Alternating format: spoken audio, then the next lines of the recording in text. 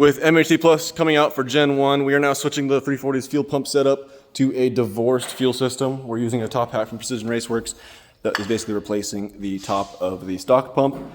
We will have the port injection line running up to the fuel rail. From the fuel rail, we go into a pressure regulator. From the pressure regulator, it will be then returned and dumped back into the tank.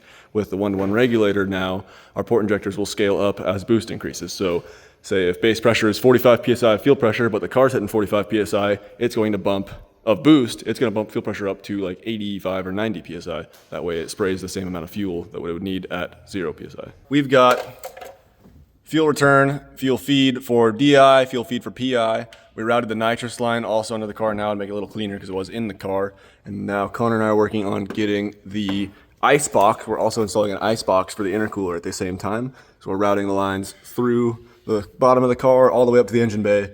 That way we can put a T and a ball valve, shut off the heat exchanger, and just run the secondary water pump and ice box to the intercooler / manifold when we're racing. That way IATs are ice cold. That just wired up this. That's not gonna work. So we've got Precision Raceworks billet top hat switched to basically the stock Bosch brushless pump is running just direct injection, and the Hellcat pump is running the port injection split from the 3 lines we have in here. So I've got my ice tank coolant lines routed up to the front of the car. Did a bunch of sketchy ghetto stuff with ball valves and a bunch of fitting adapters to make it work for now with the stock system. So I can cut off the stock system and run just the ice tank, or run the stock system when I'm just street driving it.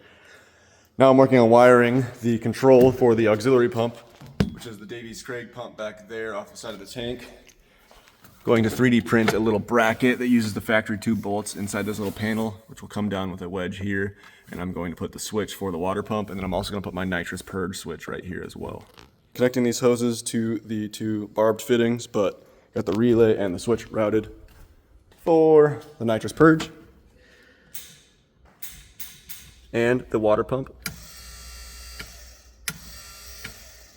Now just clean it up. And now it's running off of the stock system. All we need to do to switch over to the ice tank is switch these ball valves over.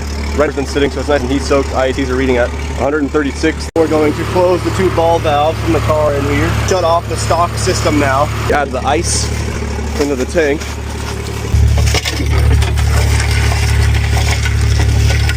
Open up the ice tank ball valves. And then go switch on the pump. Pump on, and let's watch this drop.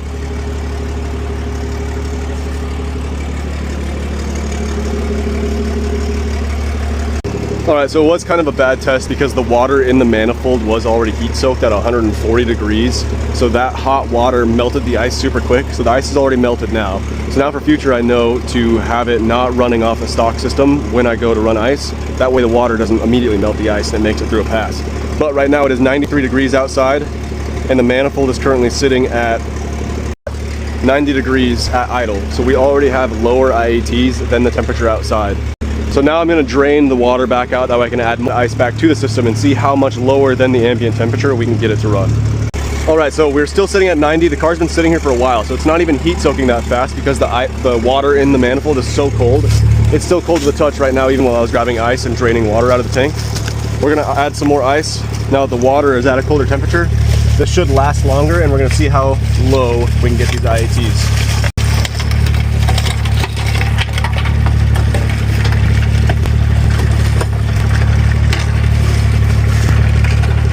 And the manifold is super cold to the touch. It almost feels like there's an inner chiller on here. All right, so the car's been sitting here idling for about 10 minutes now with the hood popped and the manifold in the sun. IATs are sitting at 66 degrees right now, and it's at 93 degrees outside, so we're just below 30 degrees below ambient at idle temps. There's a few chunks of ice left, but it's mostly melted now. So I do think around 30 degrees below ambient is where we're gonna stay at when the outside temperatures are, above 90. When it's, 70, 80 degrees outside, I do think it'll get a bit colder and the delta will be bigger. But as we sit right now, this manifold is ice cold. IATs are almost 30 degrees lower versus they were about 40 to 50 degrees higher than ambient on the old system. So this was an insane drop. It has been almost 20 minutes now. I've let the car sit here idling with the hood closed, that way it can heat soak, trunks closed, The ice has long been melted. IATs are still at 84 degrees Fahrenheit. I'm gonna turn off the water pump, open back the valves to the stock system, and we're gonna see how quickly the IATs rise back up, because we are back to an ambient temperature now on the IAT temperature. Now let's open this stuff up and see how quickly it rises above 100.